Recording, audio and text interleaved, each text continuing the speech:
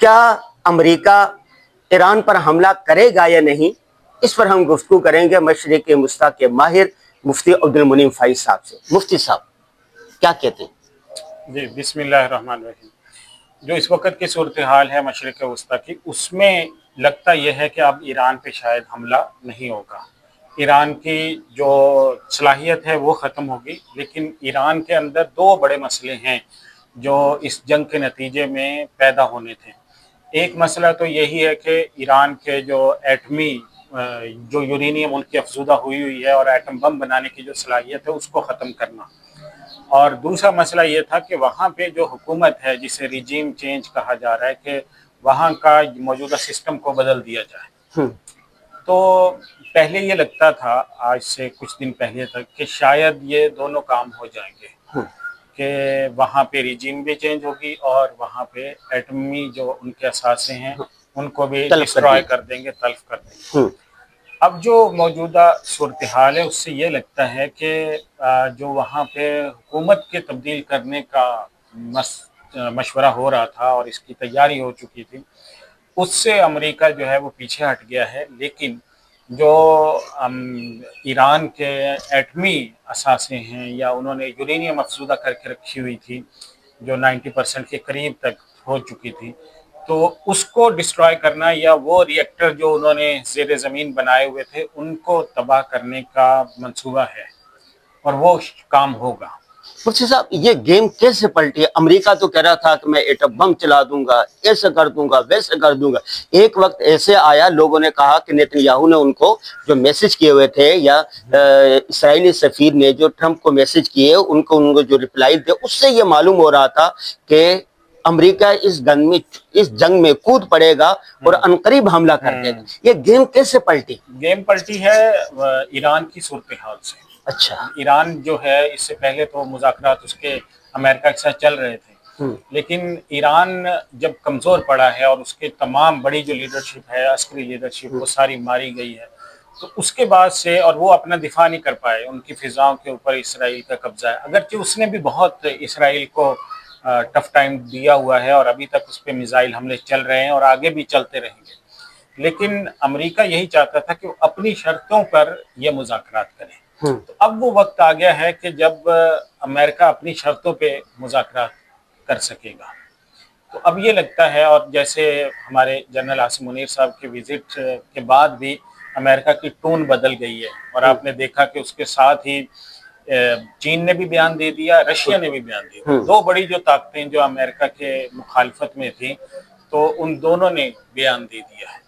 تو اس سے پہلے بھی جو کہا جاتا ہے کہ پاکستان جو ہے وہ چائنا کا میسج امریکہ تک پہنچاتا رہے، تو اب جو صورتحال ہے اس سے یہی لگتا ہے کہ جو حملہ ہے ڈائریکٹ امریکہ کا بڑا حملہ جس کی پلاننگ ہو رہی تھی وہ شاید نہیں ہوگا، اور صرف فوکس جو ہے وہ ایران کو نہتہ کرنے اور اس کے پاس جو موجود یورینیم ہے اور اس کی افزودگی کے جو پلانٹ ہیں ان کو تباہ کرنے کی کوشش وہ ہوگی۔ مفتی صاحب اتنی ایٹمی طاقتیں ہیں، ان میں اضافہ ہوتا رہتا ہے، ایران کو نہتہ کیوں کیا جا رہا ہے؟ اس کا مسئلہ پورا مشرق وسطیٰ اس سے ڈسٹرب ہوگا، اور وہ ایک حقیقت ہے۔ اگر ایران آج بھی ایٹمی طاقت بن جاتا ہے تو اسرائیل کے لیے بھی خطرہ، اور پورا جو مشرق وسطیٰ کے وہ ممالک جن کے ساتھ امریکہ ابھی ٹریلینز آف ڈالر کے ایگریمنٹ کر کے گیا ہے ان کے لیے بھی مسئلہ کھڑا ہوتا ہے۔ اچھا، ہاں جی، تو اس وجہ سے ایران کا جو ایٹمی طاقت بننا ہے وہ واقعتاً اس پورے خطے کو ہلا دے گا، مطلب وہ بھی ایک بہت ایکسٹریم ہے، لیکن ایران میں جو ریجیم چینج ہونا ہے وہ بھی پورے خطے کو ہلائے گا۔ تو یہ دونوں طرف میں ہی دو انتہائیں ہیں جہاں پہ تباہی نظر آتی ہے۔ تو اس لیے درمیانہ رستہ یہی ہے کہ اس کی جو ایٹم بم ہے یا ایٹمی صلاحیت ہے یا وہ جو یورینیم افزودہ کی ہوئی ہے اس کو وہ کر دیں، اپنے قبضے میں لے لیں، یا اس کے جو ری ایکٹرز ہیں جہاں پہ یہ کام ہو رہا ہے ان کو ختم کر دیا جائے۔ سائنٹسٹ تو ویسے ہی اکثر جو ہے وہ مارے جا چکے ہیں۔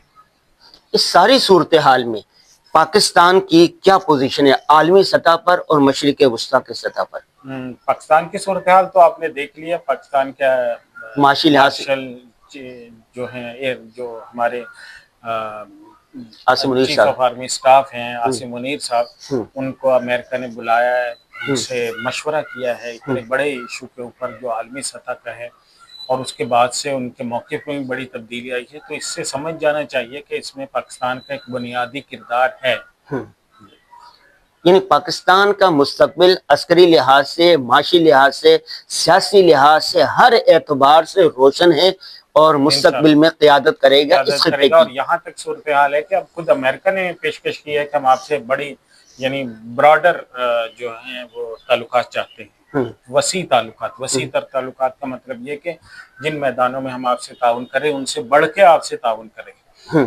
तो ये है मतलब ये अमेरिका की तरफ से पेशकश है। पाकिस्तान उसको कबूल करता है कि नहीं करता वो एक अलग बात है, क्योंकि पाकिस्तान के चीन और रशियन बुलाक के साथ भी अब बहुत अच्छे ताल्लुकात हैं, और मौजूदा जंग में भी देखा आपने।